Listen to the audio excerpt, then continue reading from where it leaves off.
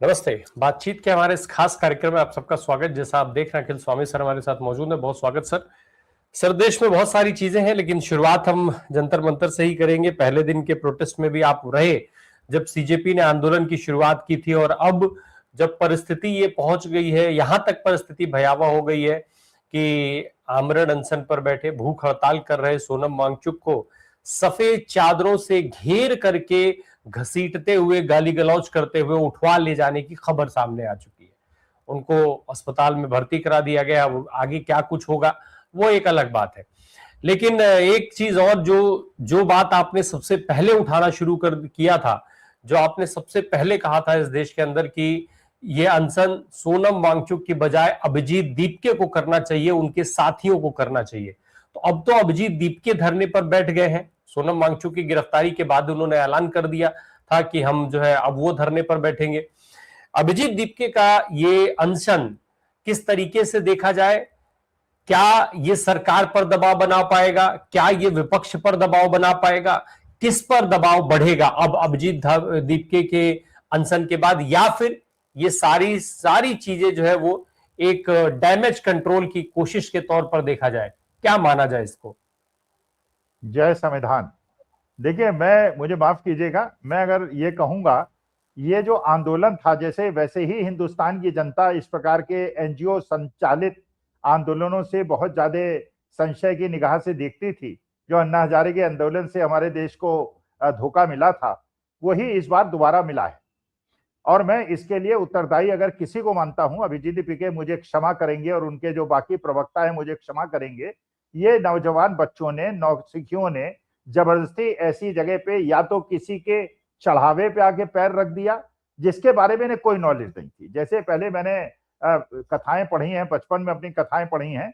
जिस क्षेत्र के बारे में आपको न पता हो उसमें कूदना नहीं चाहिए, वरना आपकी पूंछ फंस जाती है। एक बंदर, एक पेड़ कटा हुआ था, कुल्हाड़ी लगा के लकड़हारा गया हुआ था। वो बंदर आया, वो अपनी खोड़पेच करने लगा, उसने वो कुल्हाड़ी को निकाला, उसकी पूंछ फंस गई और फिर रोता रहा। ये इन लोगों ने कर दिया है। और देश के अंदर जो ये आंदोलनों का एक इतिहास पिछले 12 साल से हमने देखा है, उसको और ज्यादा बदनाम कर दिया। नंबर एक। नंबर दो, देखिए, ये जो कुछ भी हुआ है आज के तारीख में, ये भारतीय जनता पार्टी ने हेडलाइन मैनेजमेंट करने के लिए किया है। देखिए राम प्रकाश जी, मुझे ऐसा लगता है कि ये भारतीय जनता पार्टी ने एक्सपेक्ट नहीं किया था। भारतीय जनता पार्टी ने वो सब कुछ करने का प्रयास किया देहरादून के अंदर कि जिस प्रकार से राहुल गांधी की रैली फेल हो जाए। आपने देखा, पुष्कर सिंह धामी ने एक शांत संवाद कर लिया, वहां डेस्क बन गया, बताने लगे किस प्रकार से अग्निवीर बच्चे जब 4 साल बाद निकलेंगे उन्हें नौकरी दी जाएगी। फिर देखिए कितनी हास्यास्पद स्थिति। जो पार्टी अपने को कहती है हिंदुत्व का प्रतीक, वो परेड ग्राउंड राहुल गांधी को न देकर वहां पे एक गाने का प्रोग्राम करती है। और एक गायिका जिनका मैं सम्मान करता हूं, क्योंकि जो भी है संगीतकार है उनका सम्मान होना चाहिए, जिनके एक संगीत, एक गीत को सुनने के लिए लोग 50-50 हजार रुपए की फीस देते हैं, उसको सरकारी कार्यक्रम में परिवर्तित कर दिया जाता है और परेड ग्राउंड के अंदर उनका कार्यक्रम उसी समय करा दिया जाता है जबकि राहुल गांधी का प्रोग्राम बन्नो स्कूल के अंदर होता है। और आप देखिए, उत्तराखंड की जनता ने दिखा दिया, वहां के बच्चों ने दिखा दिया, मुफ्त में प्रोग्राम देखने के बजाय परेड ग्राउंड काफी हद तक खाली पड़ा हुआ था। और जो बन्नो स्कूल था वहां पे आप देखिए, सकरी गलियों के अंदर जो स्कूल था वहां पटापट भरा हुआ था। युवा भी पूरी तरह से जोर शोर के साथ वहां पहुंचे थे। और जो यूट्यूब के अंदर इन्होंने, भारतीय जनता पार्टी के नेताओं ने लोगों की रिएक्शन देखी होगी, अब वो धर्मेंद्र प्रधान को हटाने की बात नहीं कर रहे हैं, अब वो सरकार को बदलने की बात कर रहे हैं। उत्तराखंड की सरकार और देश की सरकार को बदलने की बात कर रहे हैं। मुझे लगता है वो हेडलाइन को चेंज करने के लिए, सारे यूट्यूबर्स को ये मसाला देने के लिए, ये बन्नो स्कूल के अंदर जो राहुल गांधी की सफल मीटिंग हुई और इनकी सारी रणनीति फेल हो गई, उससे इशू को डाइवर्ट करने के लिए इन्होंने सोनम वांगचुक को उठाया है। और जिस प्रकार से उनके साथ वहां पे चादरों से घेर के, जैसा बताया जा रहा है, कुछ लोगों ने, मैं बाकी चैनल में था, उन्होंने बताया वहां पे उनको 2-4 थप्पड़ भी लगाए गए हैं। और ये डॉक्टर की भेष पे, ये कौन लोग थे? ये आरएसएस के लोग थे या पुलिस के लोग थे? ये भी स्पष्टीकरण होना चाहिए, क्योंकि पुलिस के लोग आते हैं तो उनकी वर्दी में उनका नाम होता है, उनके सितारे होते हैं, लेकिन वो प्लेन क्लोथ पहन थे। और अगर वो सफेद कोट पहन के आए थे, डॉक्टर के भेष में आए थे, तो उनको ये कानूनी अधिकार कैसे था कि एक नॉन डॉक्टर डॉक्टर का कोट पहन के वहां पे आ जाए और उसके बाद एक व्यक्ति जो 19-20 दिन से वहां भुगड़ताल बैठा था उसको उठा के ले जाए। लेकिन सोनम वांगचुक की जान हमारे लिए कीमती है, लेकिन हमारे लिए जान उन बच्चों की भी कीमती है जो वहां आयशा के बच्चे बैठे हुए हैं और अभी भी भुगड़ताल बैठे हुए हैं, एसएफआई के लोग बैठे हुए हैं, बाकी लोग बैठे हुए हैं, उनके बारे में कोई नहीं सोच रहा है। और इस आंदोलन में जो वास्तविकता में आंदोलन की जान थे वो ये लेफ्टिस्ट बच्चे थे, उनके साथ जैसा ट्रीटमेंट हुआ और सारा का सारा आकर्षण ये कॉकरोच जनता पार्टी के 4-5 बड़े घर के बच्चों ने अपनी तरफ करने का प्रयास किया था और उन बच्चों को अलग एक बिल्कुल गंदी जगह पे उनको ढकेल दिया गया था। ये चीजें नहीं चलती हैं, इस प्रकार से आंदोलन नहीं चलते हैं। और जब देहरादून में आपको दिख गया है और आपको पता चल गया है कि बिना चंद्रशेखर आजाद की मदद के, बिना राहुल गांधी की मदद के, बिना अखिलेश यादव की मदद के आप आंदोलन के केंद्र बिंदु नहीं बन सकते हैं, तो इसलिए 20 तारीख को सारे लोगों को एक झंडे के नीचे, और अरविंद केजरीवाल से मैं विशेष अनुरोध करता हूं, ये राजनीति करना छोड़िए कि हम इंडिया गठबंधन में नहीं है और इनडायरेक्टली आप भारतीय जनता पार्टी की मदद करें। खुलकर सामने आइए, इंडिया गठबंधन के उसमें आइए, सारे राजनीतिक गैर राजनीतिक लोग एकजुट होइए और इस सरकार को हटाने के लिए 20 तारीख को वो निकालिए। वरना चंद्रशेखर आजाद भी बिना बात के भाषण देके वहां चले गए कि सड़कें भर दूंगा मैं, सड़कें भरिए और सरकार को हटाइए। सर, अभिजीत दीपके का भी आपने जब जिक्र किया तो आपने कहा कि किसी के कहने पर ये सारे लोग कूद गए और इत्यादि इत्यादि। तो किसके कहने पर कूद गए? और अगर किसी के कहने पर कूदते तो ये आंदोलन फिर अब अभिजीत दीपके को वहां पर अनशन करने का क्या मतलब बनता है? और क्या किसी के इशारे पर चल रहे आंदोलन में या उसमें आंदोलन कर रहा कोई व्यक्ति इस तरीके का कदम उठाएगा? क्योंकि अल्टीमेटली इससे माहौल तो सरकार के खिलाफ ही बनेगा। देखिए, मुझे मेरा शक है, मेरे पास कोई प्रूफ नहीं है, मुझे शक है कि अध्यापक के रूप में अगर मैं विश्लेषण करूं और कड़ी से कड़ी को जोड़ूं, इसके पीछे अरविंद केजरीवाल का दिमाग था। और अरविंद केजरीवाल जिस प्रकार से इंडिया गठबंधन से अलग हुए हैं और भारतीय जनता पार्टी को ज्यादा क्रिटिसाइज करते हैं, जिससे एंटी बीजेपी वोट जो है वो डिवाइड हो जाए और कांग्रेस को नुकसान हो और भारतीय जनता पार्टी को फायदा हो, ये मुझे लगता है, गलत हो सकता हूं, भारतीय जनता पार्टी और आम आदमी पार्टी का एक संयुक्त उपक्रम था। जब 2013-14 में इन्होंने अन्ना हजारे को खड़ा किया था, तब भी अरविंद केजरीवाल ने कहा था मैं गैर राजनीतिक व्यक्ति हूं, कभी राजनीतिक दल नहीं बनाऊंगा।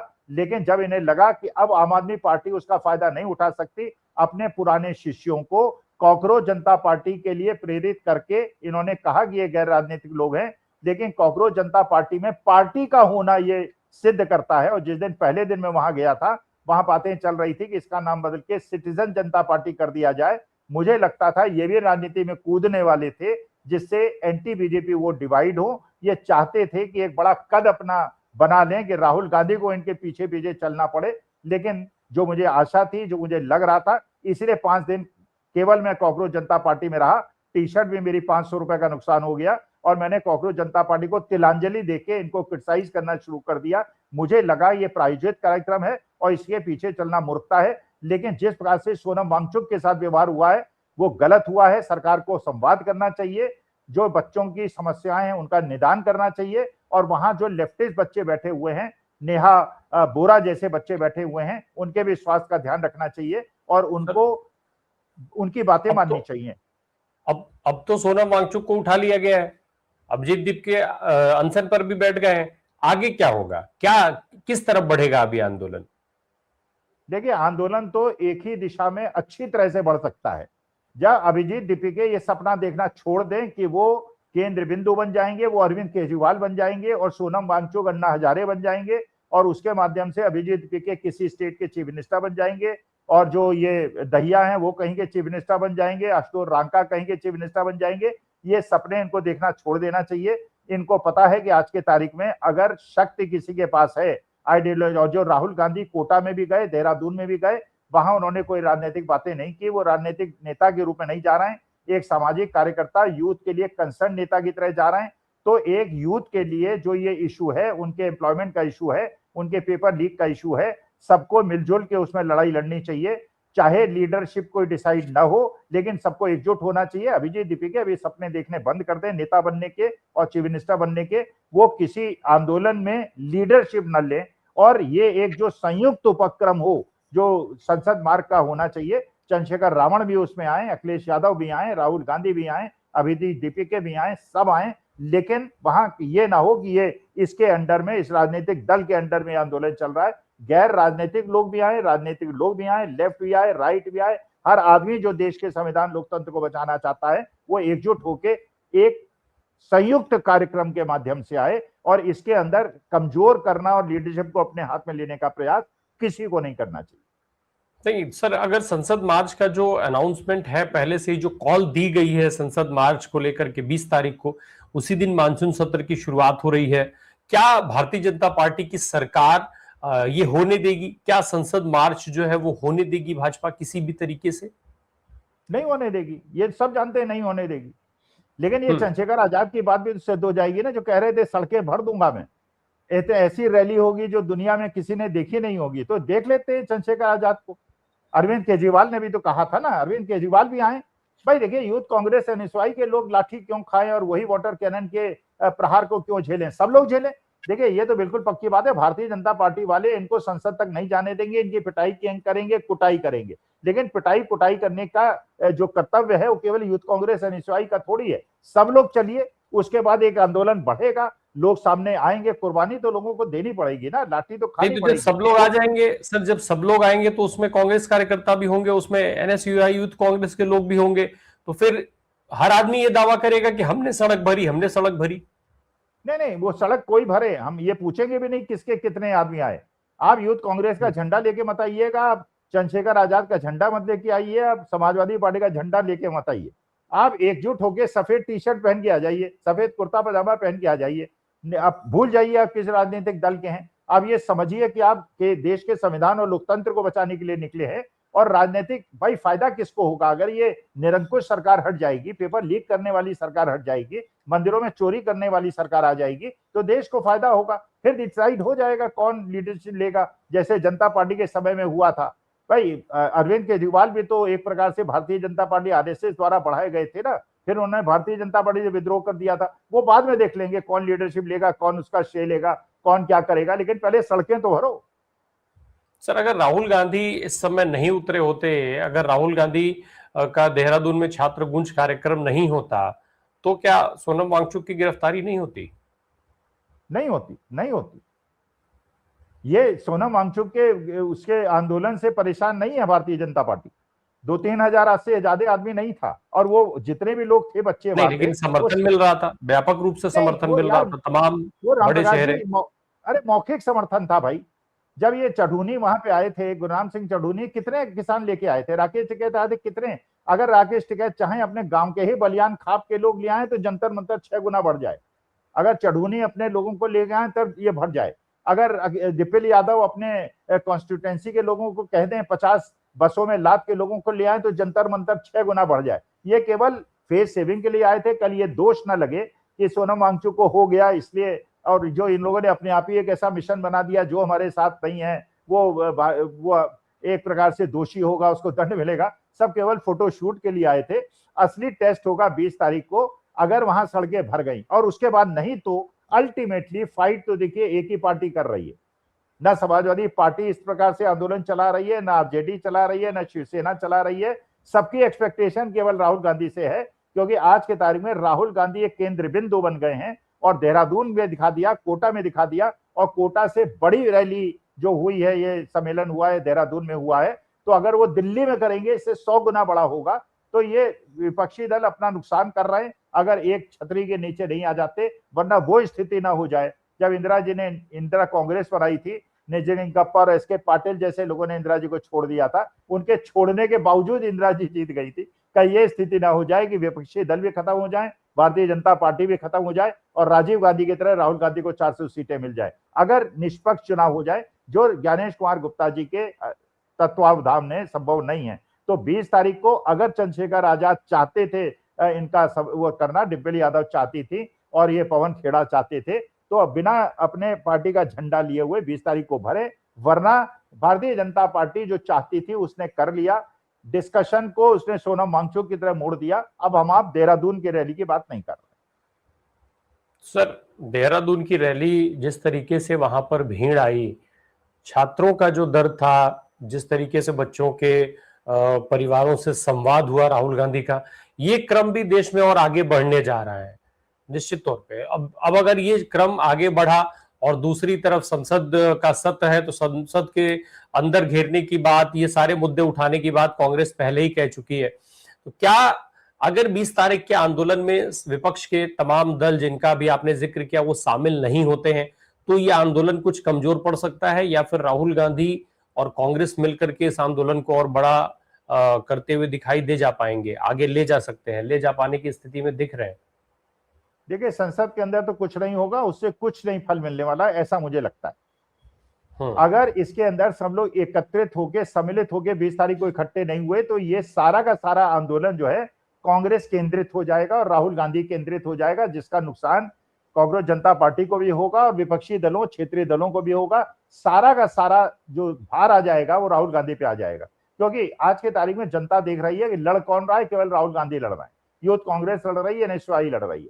अभी तक इन लोगों ने, कांग्रेस जनता पार्टी वालों ने दिखाने की कोशिश की थी कि हम भी लड़ रहे हैं, जबकि वास्तविकता में लड़ नहीं रहे थे। लड़ाई ऐसे नहीं होती कि आपको एंट्री भी दे दी जाए, आपको बिना परमिशन के बैठने भी दिया जाए, आपको वहां पे टेंट भी लगाने दिया जाए। तो इसको लग रहा था बड़ी कन्वीनियंट लड़ाई लड़ रहे थे और यूथ कांग्रेस और निस्वार्थी वाले जुझारू लड़ाई लड़ रहे थे। और इसके बाद अगर 20 तारीख को कांग्रेस जनता पार्टी लोगों को इकट्ठा करके, जिन्होंने इनको सपोर्ट दिया था, अगर 20 तारीख को बड़ी रैली नहीं करती है तो सब विपक्षी दल बिल्कुल एक प्रकार से इनका कोई महत्व नहीं रह जाएगा और सारा का सारा जो ध्यान हो जाएगा केंद्रित, वो राहुल गांधी पे और कांग्रेस पे हो जाएगा, जिससे इन विपक्षी दलों को नुकसान होगा। इनके सर्वाइवल के लिए आवश्यक है कि ये एकत्रित हो जाएं, एक झंडे के अंदर एकत्रित हो जाएं और बिना बात के लिए कांग्रेस से लड़ाई करके भारतीय जनता पार्टी को फायदा पहुंचाने की कोशिश ना करें, वरना ये सब खत्म हो जाएंगे। जैसे टीएमसी बंगाल में खत्म हो गई, आरजेडी बिहार में खत्म हो जाए, यूपी के अंदर भी अखिलेश यादव खत्म हो जाएंगे, अगर उन्होंने या तो एक बड़ा आंदोलन में खुद लीड लेके संघर्ष करने के लिए आगे नहीं उतरे, या राहुल गांधी के नेतृत्व में वो एकजुट होकर नहीं बढ़े, वरना ये सब विपक्षी दल खत्म हो जाएंगे अगर ये जो चुनाव हुए ये निष्पक्ष हुए तो। वरना तो भारतीय जनता पार्टी फिर एक छत्र राज्य करेगी और ये तानाशाही चलेगी, मंदिरों में चोरी होती रहेगी, पेपर लीक होते रहेंगे और सब कुछ होता रहेगा, लोग अरेस्ट होंगे, कहीं कोई पीटा जाएगा, कोई मारा जाएगा, अपने लोगों को बचाया जाएगा, निर्दोषों को मारा जाएगा, ये चलता रहेगा। सर, अब सोमवार से मानसून सत्र शुरू हो रहा है संसद का, कितना अलग होने की संभावना के तौर पर इसको देखा जाए? कांग्रेस ने जिस तरीके से बताया कि क्या क्या हो रहा है, परिस्थितियां, कौन कौन से बिल लाने हैं सरकार ने, ये सारी चीजें, ये कुछ भी जो है वो देने की जरूरत अभी तक विपक्ष को नहीं समझी है। ऑल पार्टी मीटिंग में भी हर बार की तरीके से परिस्थितियां जिस तरीके से रहती हैं, बताया कुछ और जाता है और सामने जब सदन सत्र में कुछ और हो रहा होता है। तो ये सत्र, ये मानसून सत्र कितना इंपॉर्टेंट माना जाए और साथ में कितना अलग होने की संभावना के तौर पर देखा जाए इसको? कोई अलग होने की संभावना नहीं है। जो बिजनेस एडवाइजरी कमेटी ने बताया है उसमें वो 2 बिल नहीं है जिनके बारे में सबको आशा है कि वो बिल होंगे, और ये भी मैं जानता हूं वो दोनों बिल भी पारित होंगे। 11 बजे आप दोनों सदनों में देखिएगा, ये अर्जेंट साइनेडाई हो जाएगा, अचानक ये प्रस्ताव आएगा, पास हो जाएगा, उसके बाद लोग हल्ला करते रहेंगे, गोदी मीडिया हिंदू मुसलमान करता रहेगा, हम लोग रोते गाते रहेंगे, कोई सुनवाई नहीं होगी। असली संघर्ष अगर होना है तो जन सड़कों पे होना है, सड़कों पे होना है तो एकजुट होकर होना है। संसद से मुझे एक रत्ती भी आशा नहीं है कि उसके अंदर कोई ये भारतीय जनता पार्टी वाले, मोदी जी नहीं आएंगे वहां पे, कभी नहीं आएंगे। एक दिन भाषण दे के आएंगे कि मेरा 56 इंच का सीना है, मैं किसी से नहीं डरता हूं, मैं विश्व गुरु हूं और मैं एक अकेला सब पर भारी, ऐसे डायलॉग बोल के चले जाएंगे। संसद से मुझे कोई अपेक्षा नहीं है। अगर अपेक्षा है तो अगर जनता चाहती है देश के अंदर लोकतंत्र संविधान बचाना, एकजुट हो जाए, 20 को नहीं एकजुट हो उसके बाद हो जाए। लेकिन अगर ये सरकार ऐसी ही चलती रही, मेरा तो बुढ़ापा है, नौजवानों को बहुत परेशानी होगी, ये मैं जानता हूं। सर, लेकिन संसद तो भाई एक ऐसी जगह है जहां से इस देश की रूपरेखा तय होती है, तमाम नियम कानून तय होते हैं, बहुत सारे बिल्स और बहुत सारे नए इस तरीके की चीजें लाने की बात हो रही है। ऐसे में पूरी तरीके से कैसे इनकार किया जाए कि संसद से कुछ भी नहीं होगा? क्या बिना संसद में चर्चा के ये बदलाव संभव है इस देश में? ये था, ये आप जो सोचा, ये 2014 के पहले की स्थिति थी। 2014 के बाद ये सब कुछ नहीं हुआ। भाई किसान बिल लाना हो, कोई बिल लाना हो, वो पास कर लेते हैं, उनका जो मनाता है पास कर लेते हैं, उनका क्या है भाई। अगर सदन से निकाल देंगे 50 लोगों को, 100 लोगों को, तो क्या कर लेंगे फिर? अभी किसको टूटेगा, किसको खरीद लिया, किसको बेच दिया, जो अभी नहीं भी हैं वो पीछे जाके किसको वोट दे देंगे, कुछ पता है क्या आपको? भाई बंगाल के अंदर क्या किया है देखिए, जो मदन मित्रा चले गए, उनके और टीएमसी के लोग 2-3 लोग छोड़ के चले जा रहे हैं जो 40-40 साल से उनके साथ थे। शरद पवार कभी जो उनकी बेटी सुप्रिया सुले हैं, कभी जंतर मंतर जाके कहती है हम आपके साथ हैं, कभी कहती है डिलिमिटेशन बिल पे हम देखेंगे, सोचेंगे अगर 50% सीटें बढ़ जाएंगे। देखिए कुछ नहीं, संसद के अंदर ये सब कुछ नहीं है। अगर आशा है तो केवल सड़क की एक एकजुट होकर लड़ाई से, अगर जनता जानती है और मानती है कि मंदिर के अंदर चोरी हुई है, गलत हुई है, अगर जिस प्रकार से पर्यावरण का नुकसान हो रहा है, जैसे हर जगह डकैती चल रही है, जैसे आपने देखा गुजरात के अंदर बहुत सारे जो लोग हैं वो 20 दिन से हंगर स्ट्राइक पे बैठे हुए हैं क्योंकि उनके खेतों के ऊपर से हाई टेंशन वायर ले जाई जा रही है और उनको मुआवजा नहीं दिया जा रहा है। पूरे देश के अंदर आंदोलन चल रहे हैं। ये छोटे छोटे आंदोलन से कुछ नहीं होगा, ये सबको कुचल देंगे। एकजुट होकर अगर सब लोग किसान आंदोलन में इसलिए जुटे थे, किसान अपने बलबूते पे लाखों लोगों को इकट्ठा कर पाए थे, 13 महीने सस्टेन कर पाए थे। अगर एकजुट एक लड़ाई नहीं होगी, कुछ नहीं होगा, तानाशाही बढ़ती चली जाएगी। हम आधे नॉर्थ कोरिया बन चुके हैं, 2-4-6 महीने में पूरे नॉर्थ कोरिया बन जाएंगे। ये सर हर जगह के अलग अलग मुद्दे हैं, उन जगहों पर आंदोलन चल रहे हैं, तो वो सारे लोग इकट्ठा कैसे हो पाएंगे? हर प्रदेश में कुछ ना कुछ इस तरीके की चीजें चल रही हैं, अंडमान निकोबार से लेकर के और जम्मू कश्मीर तक हर जगह का कहीं कहीं कुछ चल रहा है, कहीं कुछ चल रहा है। आप दक्षिण के राज्यों में चले जाइए तो वो अलग त्रस्त है। तो ये एक रूप कैसे हो पाएंगे? मुद्दे अलग अलग हैं। देखिए मुद्दे अलग हों, लेकिन आपने देखा ना किसान कितने लाख किसान कितने ट्रैक्टर लेके इकट्ठे हो गए थे जब उनका मुद्दा, क्या उनका मुद्दा आज खत्म हो गया क्या? ये लेकिन जो उनका मुद्दा तो एक ही था सर ना। अरे वो भी आज मुद्दा है भाई। आज उनको रेम्युनरेटिव प्राइस कहाँ मिल रहा है? आज उनको यूरिया के साथ कहा जा रहा है कि कंपोस्ट खरीदो जिसमें मिट्टी मिला के दी जा रही है। डीएपी और यूरिया के दाम बढ़ा दिए गए हैं, एमएसपी उनका बढ़ता नहीं है। किसानों का मुद्दा है, ट्रांसपोर्टर्स का मुद्दा है, ओला उबर वालों का मुद्दा है, गिग वर्कर का मुद्दा है।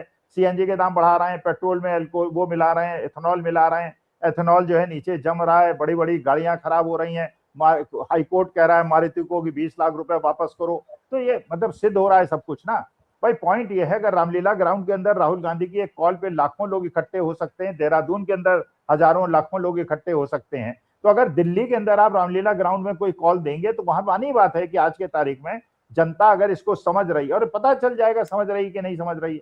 अगर बन्नू स्कूल के अंदर ये आंदोलन ये ना होती जमावट और वहां पे 1500 लोग इकट्ठे होते जैसे जंतर मंतर पे हुए थे, हम लोग भी कहते यार कोई आंदोलन नहीं चलेगा, भारतीय जनता पार्टी का निरंकुश सरकार 50 साल तक चलेगी। लेकिन क्योंकि बन्नू स्कूल के अंदर अच्छा वो लोग जो माइक के सामने और टेलीविजन के सामने बोलने के लिए तैयार नहीं होते थे, आज वो बिल्कुल विभत्स रूप से बोल रहे हैं, खुल के बोल रहे हैं। ऐसे लोग बोल रहे हैं जो भारतीय जनता पार्टी के कट्टर वोटर थे। तो इसका मतलब यह है परिवर्तन तो आ रहा है, लेकिन आपको एकजुट होकर अगर दिल्ली ही के अंदर आप कॉल देंगे तो मुझे आज की तारीख में कितना भी ये दबाने का प्रयास करें, इनके लिए बड़ा मुश्किल होगा उसको दबाना।